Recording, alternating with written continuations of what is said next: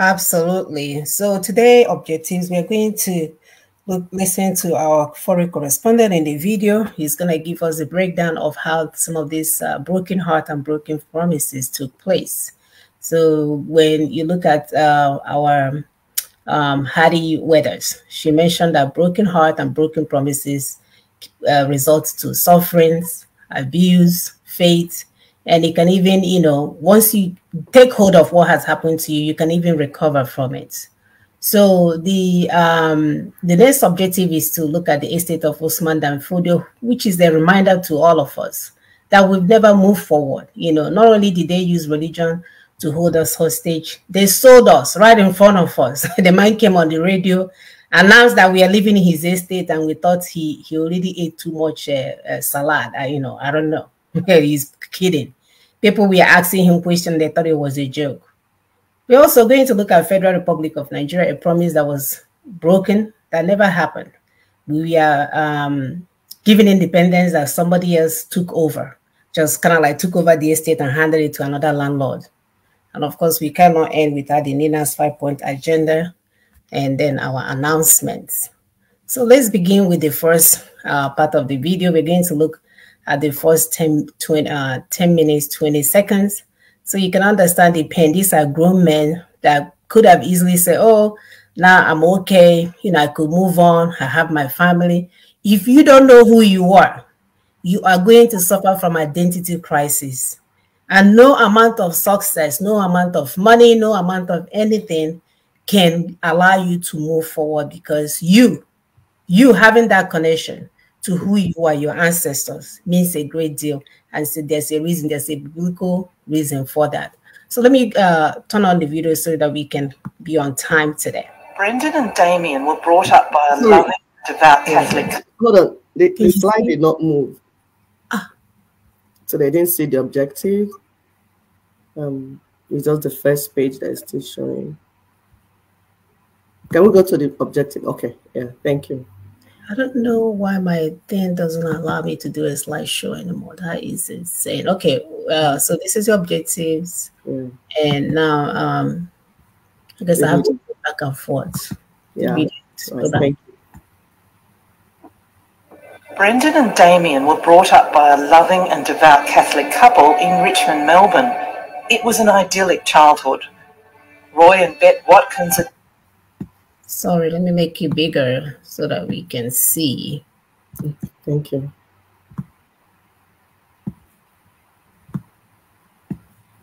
Please continue to help us to share, like, and subscribe. And Damien were brought up by a loving and devout Catholic couple in Richmond, Melbourne.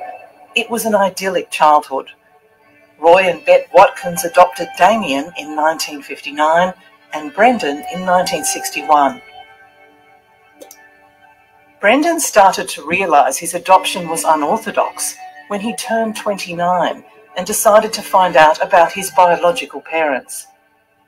I was born in a private hospital, which is really unusual. People weren't born in private hospitals. Who paid for it? By 1990, Brendan and his partner Kate were keen to have children, so they wanted to know about his genetic history. The first step was to obtain his original birth certificate. It was here at the Catholic Family Welfare Bureau in Melbourne that Brendan had his first meeting with a social worker to find out the names of his biological parents. It was not what he expected. I was hoping that the birth certificate would have both parents' names. It just had my mother's. I went along expecting the stereotypical solution.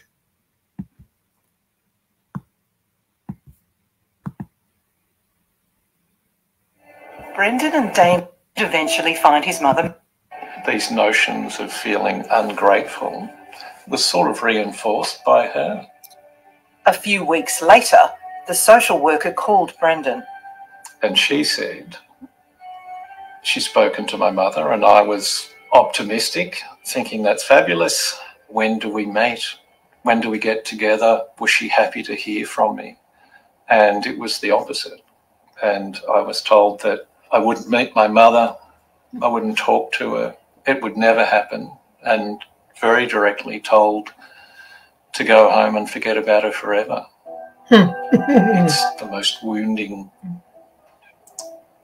impactful trauma of my life. I've only just realised that. But a year later, Brendan did eventually find his mother Maggie, not her real name. Her name was in the phone book. He enlisted Kate, his partner, to call one of her relatives. And Kate rang and said, "Are you sitting down? I found your mother. She's a nun." She's a what? It went some way to explain. Sisepi, did you hear what he said? Yeah, she's a nun. Nun. Okay. And that's another lie, you know, like Why we'd never meet, why we'd never talk. And from that day on, I pictured my mother in a nun's habit, in a convent, walking silently through churches, and had that image for years and years and years. And it gave me some peace. Dejected, each year he marks his calendar to remind himself to check the death notices to see if his biological mother Maggie is still alive. Eventually, Maggie allowed contact through letters and a short visit. But still, Brendan did not have a name for his biological father. What followed was essentially 30 years of different stories. My father was dead, or she didn't know what happened to my father. And after 15, 18 years of first making contact, she said to me, "I told you your father's name."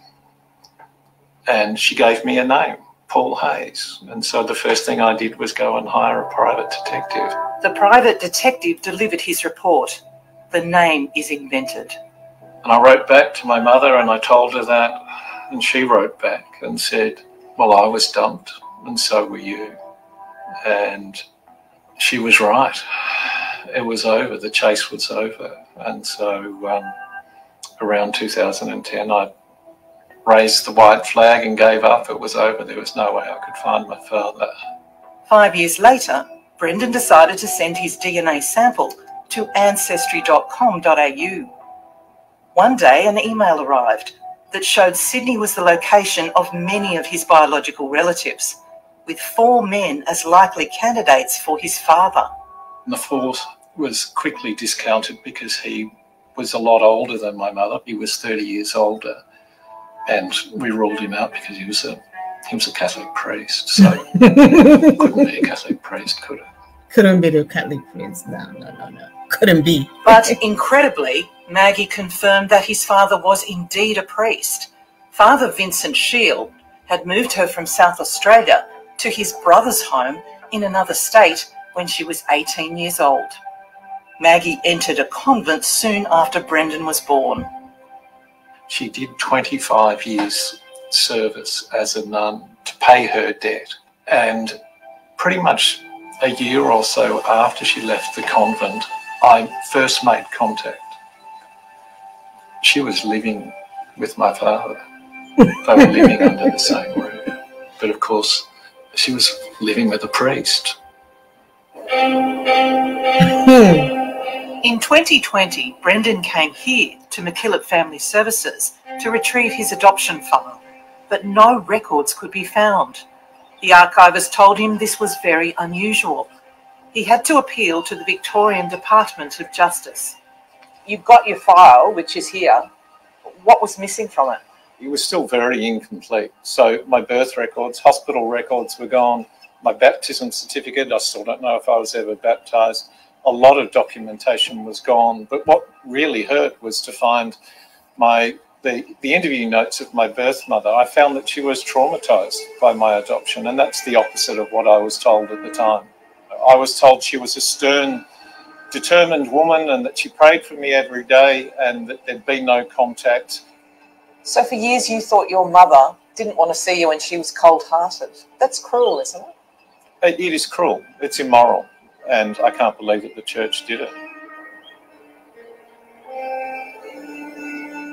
Charlotte Smith is the CEO of Vanish, the peak advocacy body for adopted persons in Victoria.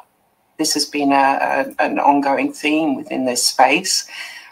Records have been known to fall off the back of a truck or be destroyed in fires. We have quite a few adoptees over the years who have found no paper trail, and it's so important for them to get recognition and acknowledgement for the fact that these practices went on. It's really important to shine a light on them. For the last 3 years, Brendan has been writing a book about his adoption journey.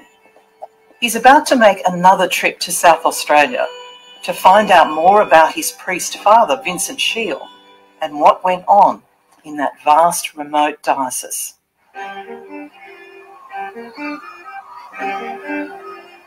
Morning breaks over the Spencer Gulf at Port Augusta in South Australia. It's here at this former Catholic high school that Maggie first met Father Shiel. Brendan has asked his cousin Bill to come on the road trip with him.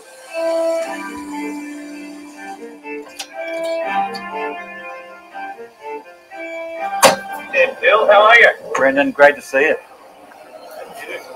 So, this is where you grew up, the family home, yeah? Just over here, the White House there. Spent a lot of my childhood there until I left to move away. Yeah.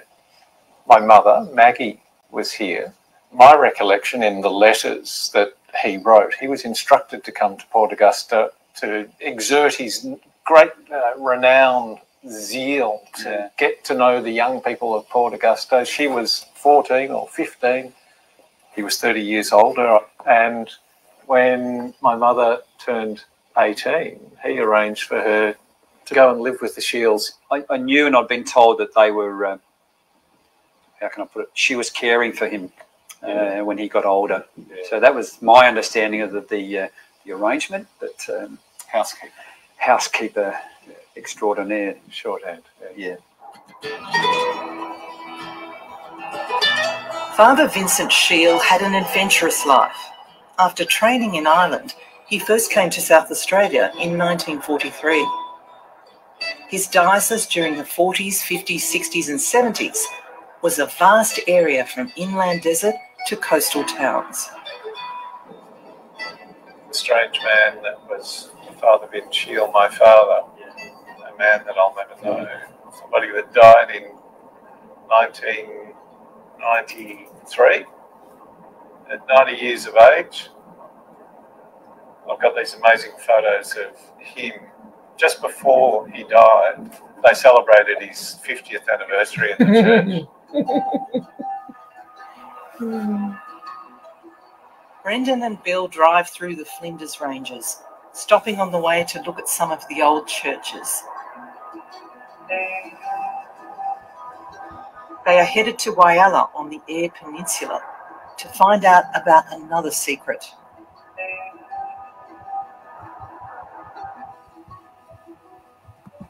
All right, we'll stop here for now. We kind of like wanted to make some comments on what we are witnessing, right? Because these people, they have done the unthinkable, and God will allow them to live to the age of 93 just to see if they will go and make any change. You have the audacity to give birth to a child, deny the child, turn around. This is a child. The mother, by the way, is a child. It's a 15-year-old that he was supposed to be a father over. Got her pregnant at 18, go and dump her somewhere, had the child, disappeared, put her into non-school or whatever. And then whenever she retired, he brought her back to be a housekeeper extraordinaire. That's what the guy was saying. Dear, if all these are happening in an organized society, tell me, what is happening in Africa? The unthinkable. Where there's no rule, there's nobody to fear anybody. Anybody does whatever they feel like doing. Have you seen how our people have been suffering? The wisdom to live a good life, to have good relationships with human beings and with God, generally should come from the word of God. That's why our people go and embrace church. Didn't know it's a cult. Is fraternity, where they protect the powerful and then eat up the vulnerable. Well, dear, go ahead. It's insane. So let's look at spiritual abuse by the religious leaders. These people, they control and manipulate others in the name of spiritual leadership, which we know is also abuse of power and authority. They give birth to children, force their mothers to give up their children for adoption, notwithstanding what the mother is going through. You can hear the gentleman saying that the mother was traumatized. And these men are able to provide for their family. They are able to actually take care of the child if they have to, or if they should. But what they're doing is they make it, take the easy way out, continue to lead a holy life while you destroy people spiritually, physically, and otherwise. Holy in quotes. Holy in quotes. You will deny this woman to ever agree that she had a child. Even at her old age, her son is reaching out and she's still in denial. What a tragedy. I'm telling you. You deny her the opportunity to raise her own children in the name of serving Lord. What kind of God do you think she's serving, knowing that she abandoned the child somewhere and that doesn't know his identity? And even when the child is reaching out, she's lying. No. And you spent 25 years in a, what is it called? That he shipped her there after giving birth, took her there to be a nun. And then when he needed her, he brought her out again. And the child was busy for 30 years, they're lying to her. Oh, your mother is this. Oh, your parents are this. Like, the child is trying to get a closure. Hey. So you can see the way church have better, right? But they don't even have a human heart. No, it's fraternity. It's somebody said it online the other day. Say it's fraternity, it's a cult. And so go ahead, please. Yeah, so they do all these things and they leave broken children, broken people everywhere. Because mind you, this is just one segment. We are not talking about the ones that they're abusing directly in the church. The one that Mama Nkechi sends for Nkechi to go and drop breakfast for them. We are not even talking about what's happening to them when Nkechi goes to drop breakfast and lunch. Or the ones that are doing man server or what server that are serving, and the small boys who are not even going to those ones. They're not even going to those ones. Life of lies and secrecy, yet they want us to think that they are working with God. They are all about heaven. They know what they are doing. They work with God. They are one with God. And the worst part is that they really brainwash everyone that when you talk about this thing, people get uncomfortable. People will fight you. People will defend them. Yes. Yes. People will defend them. Nobody wants to talk about it as if they are GODs that we cannot do anything with. And we're saying it's time for us to listen to those that are traumatized, because we cannot continue to normalize raping. We cannot continue to normalize abandonment, abortion, murder, while you are allowed to maintain your priesthood position and carry on as if nothing has happened. So obviously we are not religious. So I mean, we're not religious. We are not godly. Yeah, we're not. Because we know that our priest is doing so and so. We're pretending like it's not happening, so that all will be well. Which God? That's why you're calling him anyway. He's not answering. These women, when they get them, they know they are vulnerable. They usually get girls from poor or dysfunctional family, because these people are constantly looking for an authoritative figure. They're coming to the house of God to get cover, to get protection, to get taken care of. Instead, the opposite happens to them. The priests take advantage of them. You can see why we are all mentally deranged. And now what I had, because trauma everywhere, and traumatized people will traumatize others. Yeah. Unless if they are intentional in all their ways. So if you have a particular father, as we're saying now, to those of you that every time your mother is all about, Father this, priest this, oh, Father Ndemo is coming, let's go and cook this and this. Father Ndemo, my dear, go and send your DNA to Ancestry, so that you can see, especially if you have not seen your father. Check that father that is always coming to your mother's house. You may get $2,000 from Vatican, will be do business at least. Yeah, wouldn't kill it. But you can even have a physical father self, because you might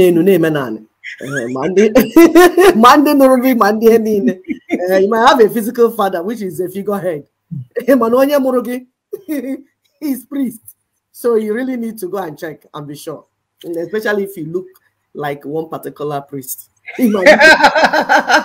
One particular priest, indeed. Our brother Ukuoma said church is an organized crime. You can say that again, my brother. They are such an organized crime. Go ahead, sister. My dear, it's terrible. So we're still talking about spiritual abuse by religious leaders. These are people that we were looking up to, like to help us, because the society is already broken. So people are running to anywhere they can find, like, okay, what do we do? So we need to begin to shine light on all these injustice and wickedness. It's not okay that as we are talking about freedom, talking about political freedom, and we are seeing people being devoured, people being destroyed, lives being broken, and we are keeping quiet. Children deserve to grow up with their biological parents and siblings. Abandoning children because of priesthood is cruel. Who says a priest cannot be a father, a good father, and even a good husband if need be? What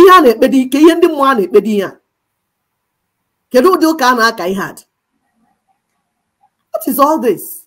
Are we talking about the population control? Where our women are walking up and down looking for husband? They carry some people and kept one side and kept them that are sleeping with who? It doesn't even make sense. This is not the gospel of Yeshua. This is not why he died. He paid the ultimate price, so humanity could be free and enjoy liberty. Not this slavery and cultism. Everyone is hurting. Broken promises, broken hearts, everything broken. This is colonialism and slavery.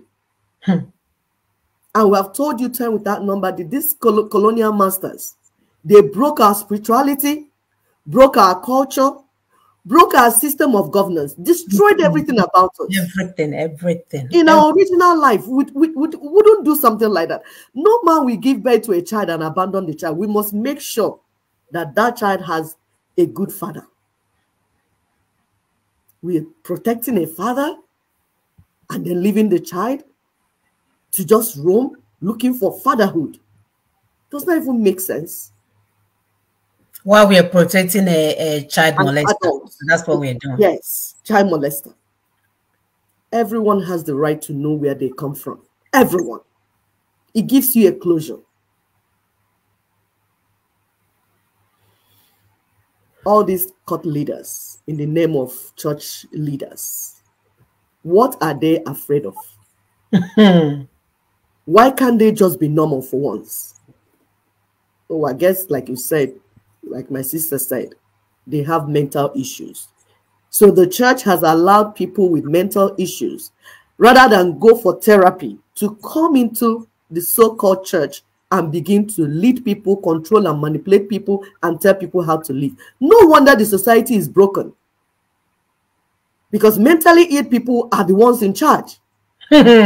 Rather than go for therapy, they are inside church, molesting, abusing, and destroying our people. And we say this cannot go on anymore. Why keep people under this type of heavy burden of lies and deception? Why? When they could live a better life, an easier life. Women deserve to live with their own husbands and fathers of their children. Not that you impregnate a woman, you run out your fadandimo, you are doing what priesthood. Which God are you worshiping? This cult called Catholic Church denies women, these children, their rights. The same cult, because we are calling it cult and fraternity, go and check the definition of cult and fraternity. Because when our people hear cult, they think it's people that are marking their head red and carrying machete and walking around. These are sects. If you belong to a group where you have to fight and defend your leaders, you are a cult member. It's fraternity. This fraternity, you people call church, says no to family planning, ordinary contraceptive. Rather, they'll tell our people to do withdrawal. pour it on the floor, all sorts of nonsense that they will do. Sorry, dear. And then people are not having proper relationship, even when they're married, because the church says no contraceptive. Even when you're married, that it will help you to plan your family so that you will space your children properly and have a good relationship. Yes, God created sex. It's meant for husband and wife to bond together. But no, in the middle of the session, you pull out because your pastor or your priest told you not, that said that he's not married. What is his business? We have to tell you how to sleep with your wife. But they want to control everything. And then eventually people are living in the home. They are not even married. They are just coexisting. There's no love. There's no friendship. Nothing. Everybody is saying, because what you're supposed to be enjoying inside marriage, you're not enjoying it. Everybody's head is packing. Pa, pa, pa, pa. Because you belong to a cult that is controlling and manipulating your life. This same cult said no to divorce, no to polygamy. They turns around to support and cover the priests that abandon their children and their baby mamas. Demon indeed. Who is fooling who? My people, who is fooling who? Just think. We don't want you to come fighting. Think first. Just think with us. Think along with us. You will notice these things in your community, but you keep quiet. Zip your mouth. Zip. Let's begin to fix these things. Indeed, these colonial churches are dangerous cults and fraternities. They are more dangerous than the ones you see carrying red and carrying machetes. Because they destroy you emotionally, destroy you psychologically, destroy you even financially. How will you not be a better person? How will you be able to fulfill your purpose on earth, your God-given purpose on earth? How can our people progress under this heavy yoke? This suffering cannot be from God. Ekekerowa did not bring this suffering. It is not from the God that created us. It is definitely from our enemies who do not wish us well. We'll continue with the next segment of the video. Please continue to share, like, and subscribe, and pay close attention. Thank you.